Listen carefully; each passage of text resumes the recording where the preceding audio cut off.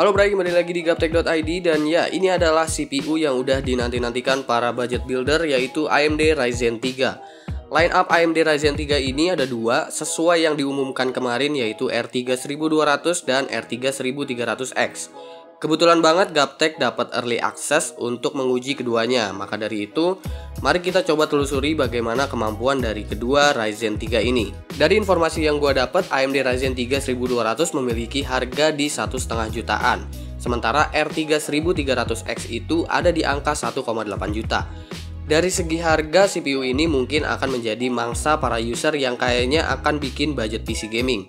Tapi soal performance-nya kita akan bahas setelah informasi yang juga nggak kalah penting ini. Karena dengan nyimak secara keseluruhan, gue berharap info yang kalian tangkap jadi nggak misleading. Maka dari itu simak video ini sampai habis.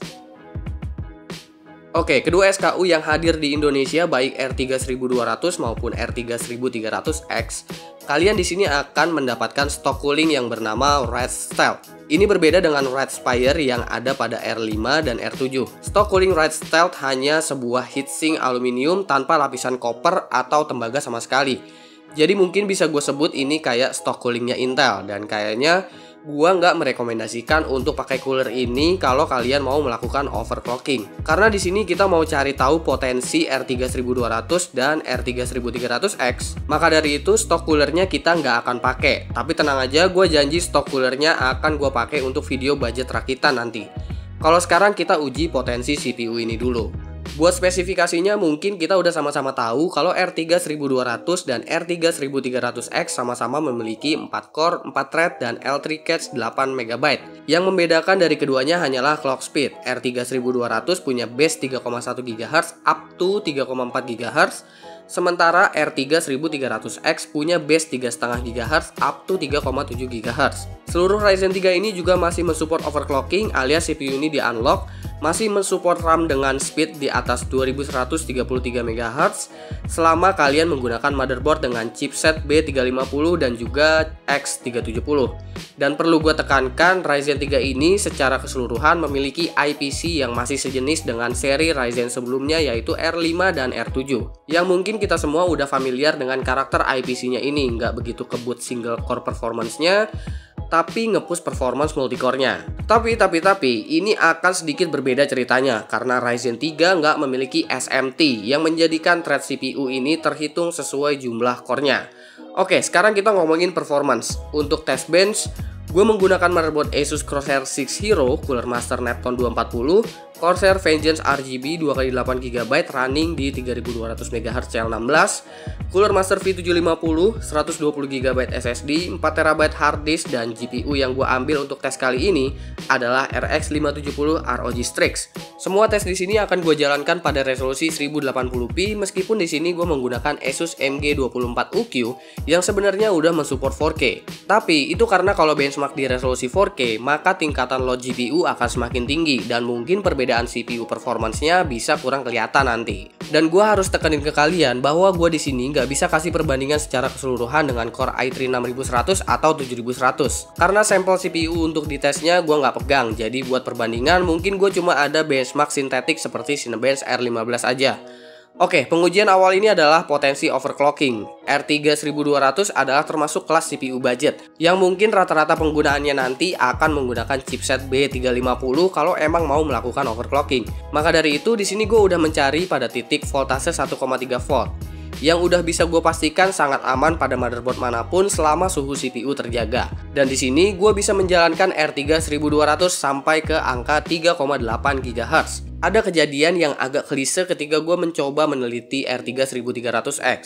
Dalam kondisi default ini, V-core atau CPU voltage-nya dalam keadaan auto terkadang bisa naik ke 1,45 volt.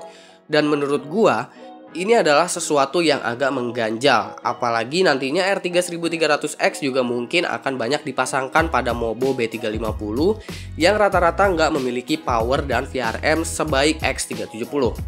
Sebenarnya kita bisa atasi dengan cara menurunkan manual voltasenya menjadi 1,2 atau 1,2025 volt. Tapi mungkin cara tersebut gak berlaku buat mereka yang nantinya akan pakai motherboard dengan chipset A320 yang gak mensupport overclocking. Dan setelah gue coba lakukan overclocking, clock speednya malah down ke 1,5 GHz.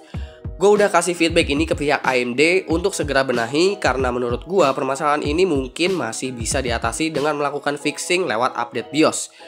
Dan semoga bisa cepat kelar. Jadi sayang banget kita nggak bisa lihat performance R3 1300X dalam keadaan overclock nanti. Oke, ini dia benchmark yang udah ditunggu-tunggu dari tadi dan gue akan sekalian jelasin bagaimana karakter skenario benchmark masing-masing. Pertama kita coba masuk ke Cinebench R15. Software ini udah familiar banget untuk mengukur kemampuan multicore atau single core. Jika kita lihat R3 1200 ini kalau dalam posisi default punya angka yang terbilang minim single score-nya. Tapi setelah di overclock bisa sedikit ngelewatin R3 1300X yang masih pada posisi default. Di sini kita bisa ngeliat bahwa potensi R3 1200 ini benar-benar berasa kalau kita bisa push CPU-nya. Sama halnya pada 3D Mark Firestrike. Skor yang gue ambil di sini adalah P6 score. Jadi yang dites emang cuma CPU aja. Mirip kayak di Cinebench tadi, R3 1200 punya scale yang cukup besar. Ini adalah HWBot Real Bench. Software benchmark ini mungkin gue sebut sebagai benchmark paketan. Di dalamnya kita akan langsung merender image, ada blender, encoding video, dan lain-lain. Hasil skornya juga akan ada banyak dan gua rasa benar-benar cukup mewakilkan untuk keperluan produktivitas. Selanjutnya ini adalah Vegas Pro 14. Di sini mungkin gue sebut sebagai real world scenario, di mana render yang gua lakukan adalah dengan format AVC HD 28 Mbps. Dan workload di sini menggunakan editan review ROG Pugio yang kemarin. Editannya nggak begitu ribet, cuma color corrector, teks, dan beberapa transisi aja. Dan untuk pengujian gaming, di sini gue hampir rata-rata menggunakan game yang memang memiliki karakter load CPU yang cukup tinggi. Karena GPU yang gue tes mungkin akan berbeda sama GPU yang kalian punya, dan gue juga nggak bisa memenuhi untuk tes dengan banyak GPU. Jadi mohon perhatiin bagaimana scale performance-nya aja untuk cari tahu potensi dari Ryzen 3 ini. Hal ini akan cukup berpengaruh dari perbandingan antara rata-rata FPS dan 1% minimum FPS-nya. Dan ini dia hasil benchmarknya.